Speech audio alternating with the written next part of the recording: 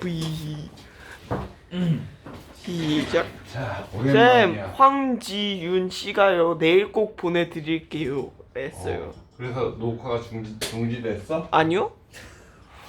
어. 녹화는 아주 잘 되고 있습니다. 저기 아인슈타인이 너희들도 그런 얘기를 들었나 모르겠는데 인간 중에서 가장 많이 머리를 뇌를 활용한 사람이라고 보통 얘기를 많이 했었어. 아, 네. 몇 퍼센트 썼다고 했지? 근데 그래서 한 15%? 그 정도 썼다고 그러는 것 같아.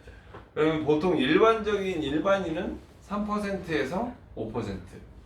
내가 볼 때는 니들은 0.2%를 쓰고 있는 것 같은 생각이 들어. 근데 과연 그럼 아인슈타인이 15%를 머리를 썼다는 거는 어떤 측면에서의 얘기였을까를 한번 생각해 볼 필요가 있을 것 같아.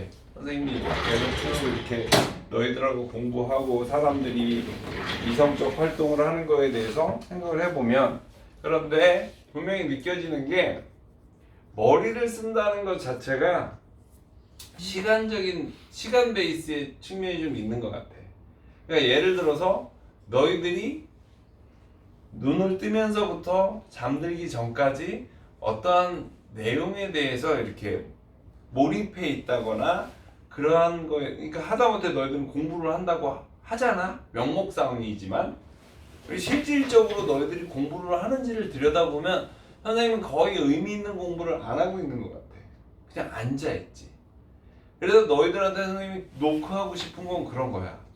진짜 공부를 하면 생각보다 공부의 성과도 굉장히 커지고 시간도 너희들이 하고 싶은 거를 아주 마음 편하게 또 당당하게 요구할 수가 있어.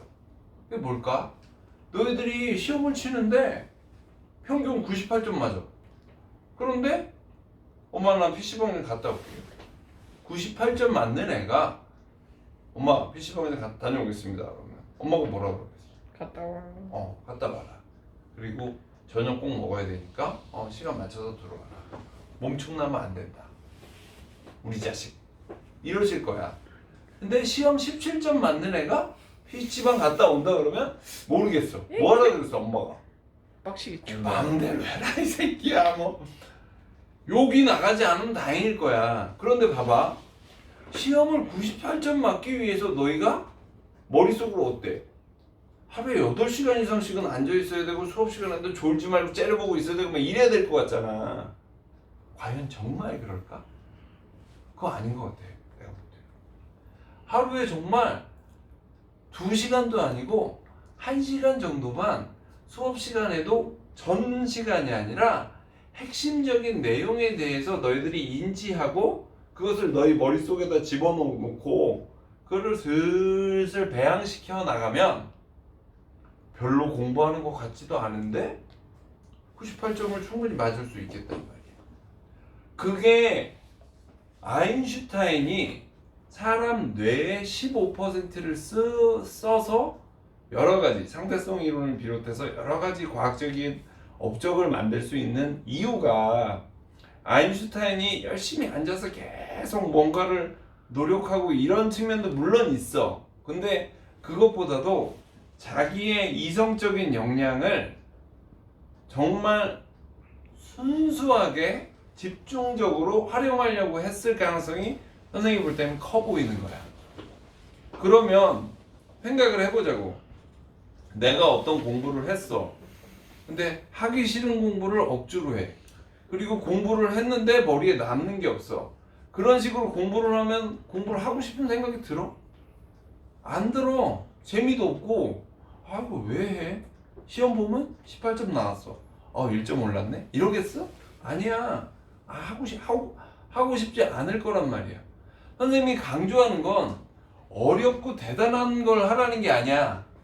쉽고 단순하지만 이게 이 맛이구나 라는 걸 깨닫자는 거야. 이 맛이구나 라는 걸. 쉬운 거를 해도 이거 이 맛이네, 다음이 궁금하네, 이렇게 공부를 하는 것과 어려운 문제를 잔뜩 풀어도 풀긴 푸는데 이게 뭐한 짓인지 모르겠고 어렵기만 하고 이러면 흥미가 떨어진다는 거지. 아인슈타인이 내가 볼 때는 6시간을 공부하거나 8시간을 공부하지 않았을 것 같아. 훨씬 더 많이 공부했을 것 같아. 훨씬 더 몰두했을 것 같아. 무언가에. 근데 아인슈타인은 지루한 게 좋았을까?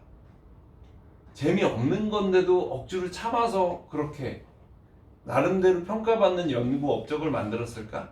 아니었을 것 같아.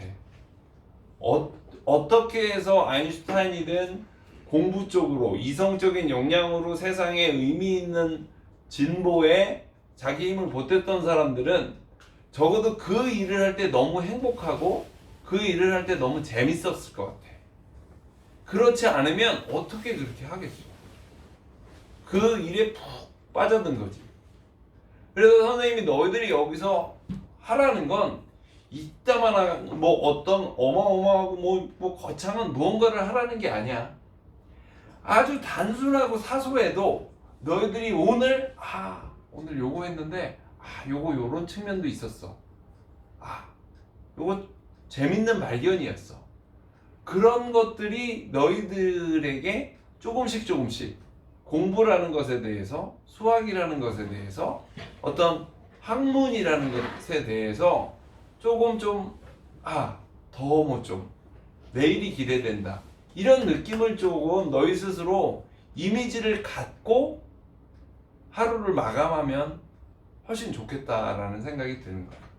이건 분명히 좀 달라. 보통 일반적인 생각하는 거하고 좀 다르다고. 너희들이 문제를 단순히 막연하게 수학의 1번부터 50번까지 문제를 내가 다 풀었다. 힘들다 이거 하고 그 안에 있는 내용들에서의 새로운 관점. 쉽게 말하면 오늘 이만큼을 봤다라고 표현했는데 거기서 내가 여기 구멍이 나 있는 걸 발견했다. 내가 이만큼 했다라고 생각하고 이건 아는 거라고 생각했는데 구멍 3개가 나 있는 걸 내가 봤네. 내가 이거 안다고 생각했는데 이거를 내가 모르고 있었네. 또는 이거는 좀 새삼스럽네. 그런 것들을 좀 발견하려고 노력을 해보라고. 공부의 방향성을. 그래야 훨씬 너희들이 집중하게 돼. 집중. 그렇지 않겠어? 그래서 아인슈타인이 15% 머리를 쓴 이유는 그 사람이 15% 뇌를 잘라서 15%를 쓰고 이런 게 아닐 거 아니야? 적어도 자기가 보내는 이성적 활동에서 자기가 보내려고 하는 그 시간에 나름대로의 의미와 가치를 만들어냈던 거 아닐까 하는 생각이 있어. 근데 그 아인슈타인만 할 수 있는 게 아니라는 거야. 내 생각은. 너희들도 오늘 와서 그랬잖아. 선생님이 뭐라 그랬어? 계획부터 세워보자. 계획 그냥 세우지 말고 막연하게 인수분해 해야지, 다항식 연산해야지, 제곱근 해야지 이러지 말고 제곱근이라는 게 뭐지? 제곱근의 덧셈은 어떻게 이루어졌지? 제곱근의 곱셈 나눗셈은 또 어떻게 되지? 유리화라는 건 어떤 거지? 너희들 머릿속에서 그 체계를 나름대로는 좀 성글더라도 처음에는 그냥 기둥 하나씩 띄엄띄엄 박아놓는 거라도 이렇게 해보고 좀 더 촘촘해지려고 노력해보고 그러다 보면 여기가 나름대로는 어떤 막혀져 있는 어떤 형체가 없었는데 형체가 만들어질 거라고. 너희들 머릿속에 꼭 정해져 있는 형체일 필요가 없어 얘들아. 유리식, 무리식이든 다항식의 연산이든 함수든 극한이든 수열이든 다 마찬가지야. 심지어 영어도 마찬가지야. 그러니까 너희들이 생각하는 방식에 대해서 선생님은 너희한테 이야기를 해주는 거야. 어떤 식으로 생각을 해야 똑같은 시간을 생각을 해도 의미 있고 가치로운 생각이 될 수 있는지에 대해서 고민을 해보자는 거지. 뭔 말인지 알겠어? 막연하게 접근하면 단순해져 사람이. 수학 문제를 외워서 잘 풀 수는 있지만 수학의 이해가 깊어지는 거하고는 상관이 없어. 적어도 선생님 입장에서는 그래. 그리고 인간은 어떤 측면이 있어? 내가 수학 문제를 한 30번씩 풀었어. 문제집 전체를. 대치동에서 빡세게 굴러온 애들 그런 식으로 공부하잖아? 그러고 나면은 딱 보면 거의 조건 반사처럼 그 문제를 해결할 수 있어. 그렇게 해도. 그럼 시험 성적 당연히 잘 나올 거 아니야. 그런데 개념 원리에 대해서 토론을 하거나 또는 어떤 공통적인 이슈나 문제에 대해서 문제를 딱 상정해 놓고 거기에 대해서 야, 이 문제 해결해야 되는데 우리 어떻게 해결할까? 그러면 그렇게 대응했던 사람들은 멘붕이 와. 아무 솔루션이 떠오르지 않아. 저건 본 적도 없는 문제인데. 저건 또 어떻게 생각해야 되는 거야? 아무 생각이 발동이 안 된단 말이야. 대신에 선생님이 얘기하는 방식처럼 어떤 제곱근에 대해서 얘기를 하면 선생님이 잠깐 형택이한테는 아까 잠깐 얘기를 했지만 제곱근에서 가장 문제되는 게 뭐야? 루트 안에 A, B, C 예를 들어서 이게 들어있다 그러면 루트 안을 가장 간편하게 만들어줘야 될 거 아니야. 네. 그러면 A의 제곱, B의 제곱, C의 제곱 형태로 뭔가를 바꿔줄 수 있으면 좋아. 그런데 이 제곱 형태로 바꿔지기 위해서 무엇을 해야 돼? 뭐 해야 돼? 여기가 만약에 똑같은 정수가 곱해줘야 들어있다 돼요. 그러면 정수가 들어있다 그러면 정수에 곱으로 들어가 있으니까 이거는 뭐 해야 돼? 소인수 분해해야 되잖아.